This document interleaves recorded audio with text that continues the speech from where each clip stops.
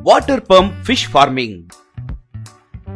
बहुत समय पहले मिश्रा नाम का एक जमींदार हुआ करता था। वो बहुत लालची और स्वार्थी था। उस गांव में दो बड़े बड़े मछलियों के तालाब हुआ करते थे। हर साल किसान जमींदार के पास आकर, श्रीमान, हर साल की तरह मछलियों के तालाब की देखभाल की जिम्मेदारी आपको ही दे रहे हैं। मेरे किसान भाइयों की भलाई ही मेरी भलाई है। आप अच्छे रहेंगे तो ही मैं अच्छा रहूंगा ना।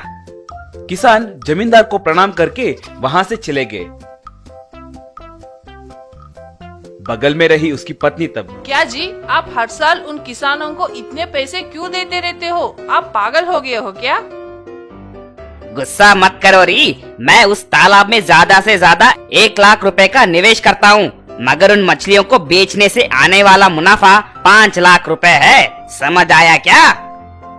मेरे कान में फूल मत रखो। ये सब उन किसानों को पता नहीं क्या? असल में बात ये है कि उन्हें तालाब के लिए लाख रुपए का निवेश देना मुमकिन नहीं है। मुमकिन क्यों नहीं है जी? वो किसान 1 लाख रुपए तक नहीं दे सकते क्या? यहाँ कौन कौन कितना निवेश करता है कहकर सिर्फ मुझे ही पता है री। इसलिए लाख रुपए के निवेश करने के हालत में वो होते तो वही देते थे ना। महीने में उन्हें ज्यादा से ज्यादा 5,000 मुनाफा मिलेगा। हर महीना लाख रुपए का निवेश करना उनसे नहीं हो पाएगा। वो सिर्फ मुझसे ही मुमकिन है। इसीलिए सब मेरे पास ही आते हैं। थोड़े दिनों के बाद वसंतराज नाम का एक इंजीनियर उस गांव को आया। कोई व्यापार करने के लिए उस गांव के गली गली में फिरने लगा। ऐसे फिरते फिरते मछलियों के तालाब के पास आया। उस तालाब में ज्यादा मछलियों को देखकर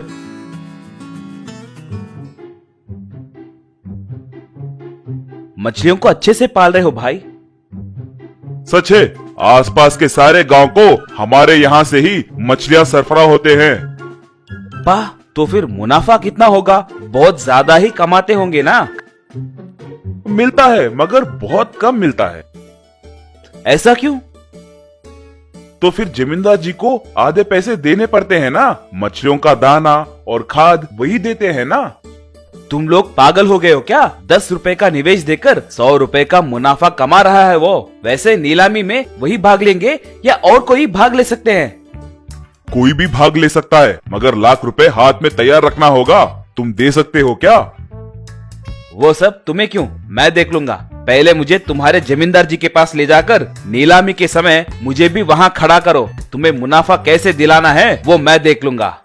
हर बार के जैसे ही नए साल में सब लोग जमींदार के पास आए। वसंतराज भी वहाँ पर आया।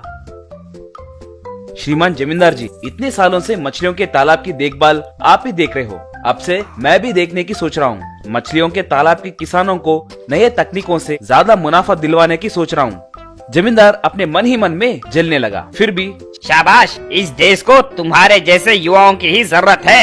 एक मछलियों के तालाब को तुम देख लो, दूसरे को मैं देख लूंगा। सारे किसान तालियां मारने लगे। यह सब सुनकर जमींदार की पत्नी, ये कौन है जी जो हमारे मुकाबले आ रहा है? जाने दो, वो मछलियाँ कैसे पकड़ेगा मैं भी देखता हूँ। रात के समय वसंतराज के मछलियों के तालाब में जमींदार एक मगरमच्छ को छोड़ दिया। किसान अगले दिन सुबह वसंतराज के तालाब में मछलियां पकड़ने के लिए गए तो वहां पर मगरमच्छ को देखकर डर के मारे भाग गए। उसे निकालने की बहुत कोशिश करने के बाद भी वो लोग मगरमच्छ को भगा नहीं पाए। कोई भी वसंतराज के तालाब में मछलियां पकड़ने का साहस नहीं कर रहा था। पूरे ग्राहक जमींदार के पास ही जा रहे थे। ये बात पता चल के वसंतराज को क्या करना है कुछ समझ नहीं आया।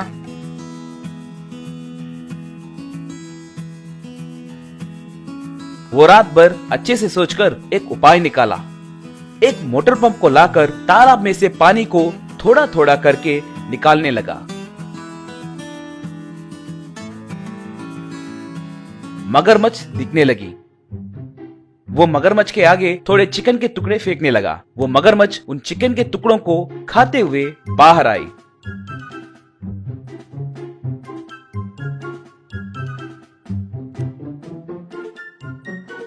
वसंतराज और थोड़े चिकन के टुकड़े एक एक करके डालते हुए जमींदार की तालाब की तरफ उसे भेजने लगा।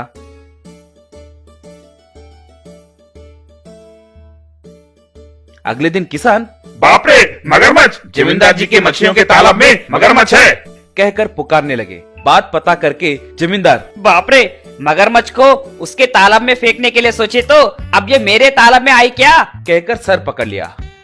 अगले दिन जमींदार बहुत मेहनत करने पर भी मगरमच्छ को बाहर निकाल नहीं पाया। वो साल भर ग्राहक वसंतराज के पास ही आए।